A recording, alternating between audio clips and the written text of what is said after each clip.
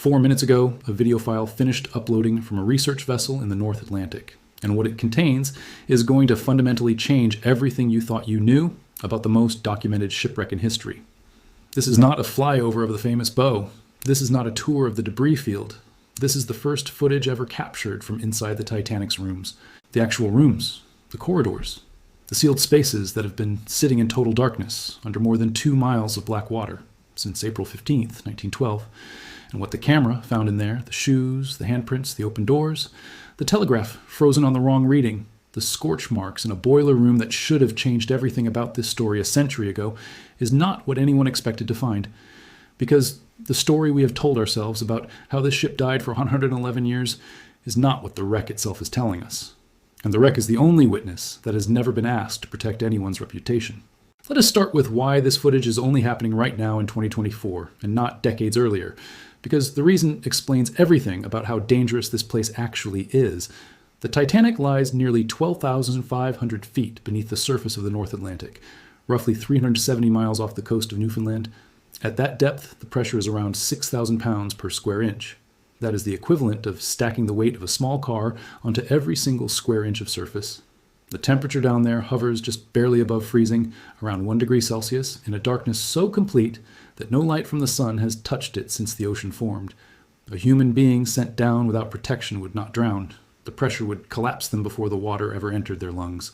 That is the environment the Titanic rests in. Not peaceful, not quiet in any poetic sense, violently, actively hostile to any living thing that tries to reach it. For WHOI and the entire ocean research community, Titanic's discovery in 1985 proved the capabilities of new underwater imaging and navigation systems and helped spur significant advances in the development of deep-sea exploration technology. But even after 1985, even after expeditions repeatedly returned to photograph and map the wreck in extraordinary detail, they ran into the same wall every single time. The machines they used were refrigerator-sized, remotely operated vehicles, tethered by cables as thick as a fist, brilliant pieces of engineering that could hover outside a porthole and shine a light in, but could not go through one. The corridors inside the Titanic, that had once carried stewards with meal trays and passengers in evening clothes, were choked with rust, hung with curtains of iron bacteria called rusticles, that draped from every surface like orange drapery, and narrowed by a century of structural collapse. To send a machine that large inside was to guarantee it would snag its own cable, go dark, and potentially seal the very door it was trying to open. So for 40 years after the wreck was found, the interior stayed sealed. That changed when 2 roboticists named Evan Kovac and Brett Fyov spent 13 years solving the problem that everyone else in the field had simply learned to accept. Their insight was brutally simple. Everyone had built machines to survive the pressure. Nobody had built one small enough to actually matter down there. They called their machine the Phantom. It was engineered from titanium and reinforced glass, every seal designed to resist the crushing pressure. Its high-powered LED lights carefully balanced to avoid stirring clouds of silt that could obscure everything. Its AI-assisted navigation corrected for sudden currents, keeping it steady against the crushing blackness. But the key innovation was size. The Phantom was small enough to pass through a porthole the width of a dinner plate, small enough to turn corners inside a corridor that had shrunk to a crawl space over a century of collapse. Instead of a thick fist of cable, it trailed a hair-thin fiber optic tether.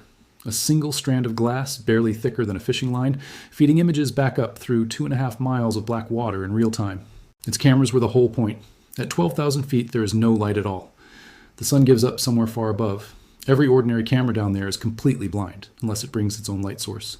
But bright lights blow out the fine detail in an environment like the Titanic and stir up the settled silt into a snowstorm that destroys the image quality instantly. So Kovac and Fyov built sensors tuned to see in the faintest possible glow. Ultra-low light cameras that could creep through a room lit by little more than the ghost of their own presence and still resolve the grain on a wooden door. 13 years of prototypes that flooded, tethers that snapped, versions crushed flat as coins in pressure tanks, tests in flooded quarries in open Atlantic. Each failure taught them something. Each lesson made the next machine smaller, tougher, and smarter. By the summer of 2023, they had something no one had ever built before, a machine that could go inside. The expedition assembled aboard the research vessel Horizon Arctic with a team of marine archaeologists at the center of the scientific effort. The lead researcher, who the crew called Dr. Chen, had spent the better part of her career studying the Titanic from the outside and had grown quietly certain that the outside was only half the story. She had seen the photomosaics. She had read every word of survivor testimony until she could recite it, and she had a persistent feeling, one she was reluctant to say out loud that the tidy narrative the world had settled on did not quite fit the shape of the evidence. She wanted to see where the water had actually gone, how fast it had moved, and what the people inside had done in the last minutes they had. On July 23rd, the Phantom went over the side of the ship. What followed is not what people picture when they imagine exploring the Titanic. There is no submarine full of scientists descending into the deep. There is a darkened control room full of screens, and a machine on the other end of a glass thread, and a depth readout climbing digit by digit while everyone stares at a rectangle of blue that gets darker every passing second. The blue went first. In the shallows, the screen was almost cheerful in its color, sunlight still filtering down. Then it deepened. Cobalt, then a heavy indigo, the color draining out of the picture as the machine sank past the reach of the sun. 200 feet, 500, 1,000. The last of the daylight surrendered somewhere below 1,500 feet, and after that, nothing, pure black. The Phantom fell through it for what felt like an eternity, its cameras seeing only the faint drift of marine snow, the endless downward sift of organic particles that fall through the deep ocean like a slow, dark blizzard, the settling remains of everything that had lived and died in the miles of water above. 4,000 feet, 6,000, 8,000, 10,000. The control room had gone quiet, and the way rooms go quiet when people stop making small talk and start holding their breath. 11,000, 12,000, and then 2,400 feet. The wreck was close. The pilot eased off the descent, feathering the thrusters, watching for the first sign of the seabed. Dr. Chen leaned toward the main screen. Somewhere below, out in that absolute dark, was the largest man-made object ever lost to the sea, resting where it had come to rest on April 15th, 1912. The pilot brought the lights up, not the harsh floods that would have blinded the sensors, but a careful, soft glow, and swept them slowly across the black. For a moment there was only silt, a flat gray plane stretching out beyond the edge of the light. Then a shape resolved at the edge of the frame. Not a rock, not anything natural. A vast curving flank of steel streaked with rivers of orange rust rising up out of the seabed, like the hull of some sleeping leviathan. Rows of portholes, dark and empty, marched along it into the gloom. The Phantom had found the bow. And now, for the first time in the history of this wreck, the machine did not stop at the wall. It rose gently toward one of those black openings, a single porthole into stateroom B-52, a first-class cabin that had been sealed in total darkness since April 14th, 1912. The porthole glass was long gone, dissolved by a century of salt water, and the frame that remained was a rough oval crusted with corrosion. The Phantom lined itself up with the opening, its thrusters pulsing in tiny corrective bursts, and slid through the gap with a clearance a human hand could not have measured. The screen went briefly black as the machine passed through the thickness of the hull. Then its lights caught the interior, and the room in the control van fell silent all over again. The camera panned across a space that should not have survived. The wood paneling was mostly gone, eaten away over decades by the same microbes that have been consuming the ship's steel at an accelerating rate. The metal structure of the ship has been under constant attack by microorganisms, which create large rust stalactites known as rusticles that have been steadily eating away at the Titanic's once strong hull, but the shape of the cabin was still there. The corners, the alcoves, the ghost of a room where someone had slept, and in the center of it, standing upright on legs that had somehow held for 111 years, was a brass bed frame, dark with age, its surface mottled and dull but unmistakable. A place where a passenger had lain on the last night of their life, listening perhaps to the distant thrum of engines carrying them west. But it was not the bed that made Dr. Chen go very still. It was the floor. As the Phantom's light swept downward, the silt that had settled through the broken porthole revealed dozens of pale shapes scattered across it. Shoes, not one pair, not two, dozens of them. Leather stiffened and darkened by the deep, but preserved with a clarity that seemed impossible. The cold, the dark, the crushing pressure, the near-total absence of oxygen at that depth, all of it conspired to keep leather from rotting the way it would in any warmer, shallower sea. The deep does not destroy such things, it archives them. That was the first wrongness. There were too many shoes. A stateroom held one, perhaps two occupants. The historical record was clear on who had traveled where and in what numbers, and yet the floor of B-52 was littered with pairs, men's and women's, and among them smaller ones, children's. The pilot held the machine steady while Dr. Chen counted under her breath, and the number she reached did not match the number the manifest allowed for that cabin. She said nothing at first. She only asked the pilot to raise the lights higher, to sweep the walls, to show her the full shape of the room. That was when the second wrongness appeared. The shoes were not only on the floor. As the camera tracked upward along what remained of the cabin's walls, more of them came into view. Leather embedded in the thick crust of rust that coated the steel, pressed into it, held fast at heights no shoe should ever reach. One pair sat lodged near the ceiling, fixed in the corrosion as though it had been thrown there and frozen in place. The technicians murmured. Someone whispered a question no one answered.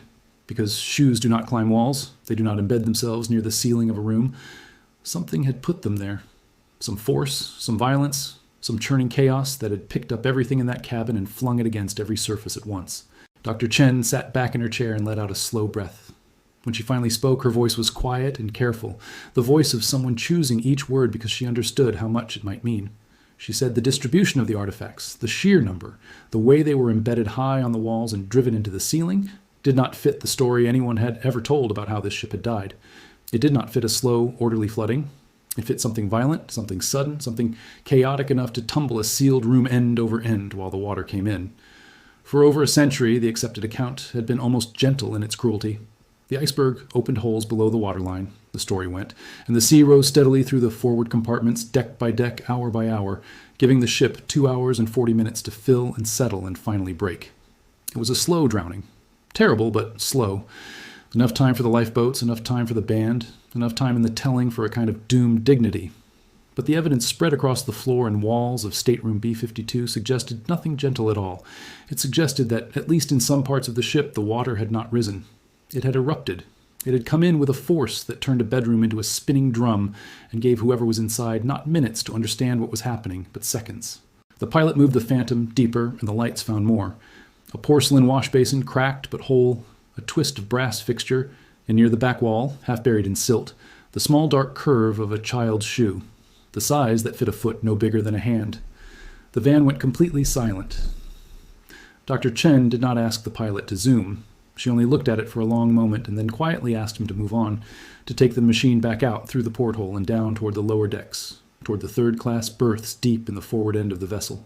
The men, women, and whole families who had crossed an ocean in search of something better and who had been furthest from the lifeboats when the sea came in. The Phantom found the third-class passage on the lower forward deck. Here the silt lay thicker, undisturbed, and the beam moved across it slowly, resolving shape after shape. Shoes again, but not dozens now, hundreds of them, scattered and heaped and pressed into the sediment across a stretch of corridor that had once been narrow and crowded and loud with the sound of multiple languages and children and hope.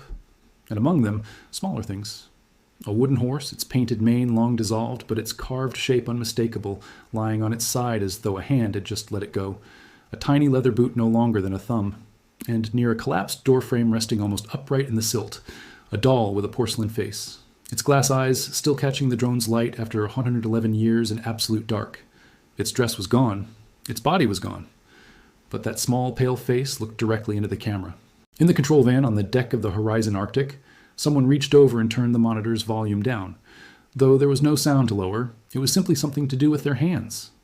Dr. Chen would say later that this was the section she could not stop thinking about. Not the mystery of it, the arithmetic. These belongings sat where their owners had last been, and their owners, by every historical record, had been the last to know what was happening, the last to be told, the last to have any chance at all. The Phantom moved on toward the watertight bulkheads, the 15 great steel walls that divided the ship into 16 compartments, and that had been the entire foundation of the claim that she could not sink. The design was elegant. Flood 4 compartments, the naval architects had reasoned, even 5, and the ship stayed afloat. The doors between the compartments could be sealed from the bridge with the throw of a single switch, dropping heavy steel gates that would trap the water where it entered. It was the ship's central promise to every person who boarded her, and as the Phantom threaded the passage and its light fell upon door after door, the technicians watched something that made no sense against the story they had always been told. The doors were open.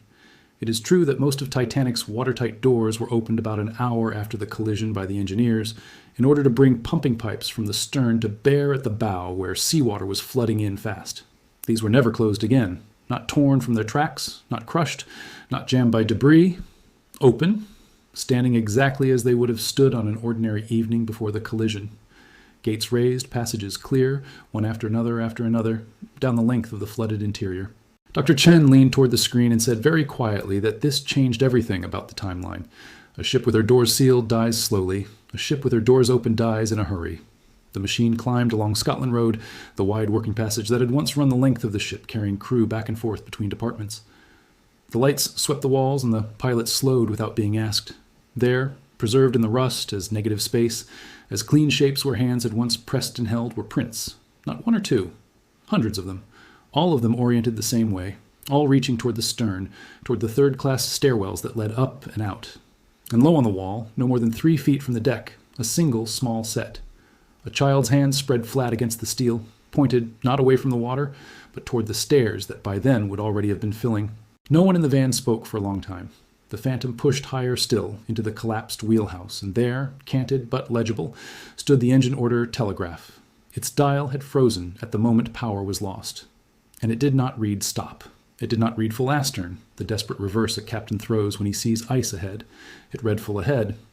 Either a century of testimony was wrong about the final command given on that bridge, or that dial had been moved after everyone who could explain it was gone.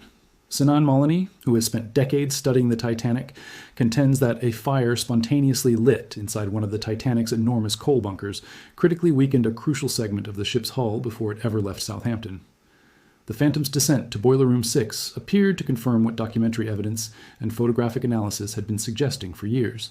The cameras found scorch marks radiating across the starboard bunker wall and a pattern a metallurgist consulted afterward called unmistakable. Fire was detected in the coal bunker between boiler rooms 5 and 6 shortly after sea trials began. Throughout the entire journey from Southampton, a crew of firemen was assigned to put out the fire by removing coal from the bunker. The influence of the fire was played down in the original inquiry into the disaster. Heat sustained for days against steel that sits directly next to the hull could cut the structural strength of that whole section by a third, by nearly half, long before the iceberg ever touched it. And so the pieces fell together into something no one had wanted to assemble. A hull section already weakened by fire before departure. Watertight doors deliberately opened by engineers attempting to route pumping lines to the flooding bow. A telegraph, reading full ahead, a command that either survived the collision unchanged or was moved by someone for reasons nobody alive can now explain. Together, they meant the ship could not have held for 2 hours and 40 minutes in the manner the official story insisted. And they raised a darker possibility still. That the men who ran her knew about the coal fire, had been ordered to burn coal faster to suppress it and thereby maintain speed, had gambled with 2,224 lives, and never mentioned any of it to the people sleeping in the cabins below. An expedition to the wreck in August 2024 found that a large section of railing on the port side of the bow had fallen away and now lies on the seabed. A 15-foot-long section of the bow railing has gone missing, apparently due to decomposition. 2 years earlier, the lost section was mostly intact, though in a state of advanced decay. The director of collections at RMS Titanic said plainly, and these are words worth hearing, "The bow of Titanic is just iconic. You have all these moments in pop culture, and that is what you think of when you think of the shipwreck. And it does not look like that anymore. The crow's nest where the lookout shouted iceberg right ahead has completely disappeared. The gymnasium near the grand staircase has collapsed. Given the rate at which salt corrosion, deep ocean currents, and metal-eating microbes are decaying the wreckage, researchers predict that whatever is left of the Titanic could be gone forever by 2030. That is the window this footage was captured inside. A closing window. The archaeologists who sent the Phantom down believe the footage it gathered may have been collected only just in time, because the bow is collapsing now, the decks folding into the silt a little more each year, and soon the rooms it entered will be sealed again. This time, forever. Every piece of evidence the wreck was still holding will be compressed into the seabed under collapsing steel, and the questions the interior was still capable of answering will become permanently unanswerable. The findings from this mission collided with the world the way findings like this always do. Historians said they were incomplete. Institutions called them irresponsible. The debate has not settled since, because if any of it holds, if the fire weakened the hull, if the open doors accelerated the flooding beyond what the official timeline allowed, if the telegraph reading means what it appears to mean, then the safety regulations we built from this disaster, the lifeboat laws, the compartmentalization standards, the inspection codes, the entire architecture of trust we place in the ships that carry us across oceans may rest on a version of the truth that was sanded smooth over a century ago to protect reputations that turned to dust long since. The Titanic has been the most familiar tragedy in the world for 111 years. We thought we knew it. We thought we had seen it from every angle, documented every rivet, catalogued every teacup. What we had never done, what no machine had ever been small enough, smart enough, or precise enough to do, was walk through the door. Now, a machine the size of a fish on a thread of glass has done what 40 years of deep-sea exploration could not. It went inside, and what it found on the walls and floors and frozen instruments of those sealed rooms is that the story we told ourselves was missing something. The wreck itself, the only witness that has never had a reason to lie, is telling us a different version. The question now is whether we are willing to listen to it,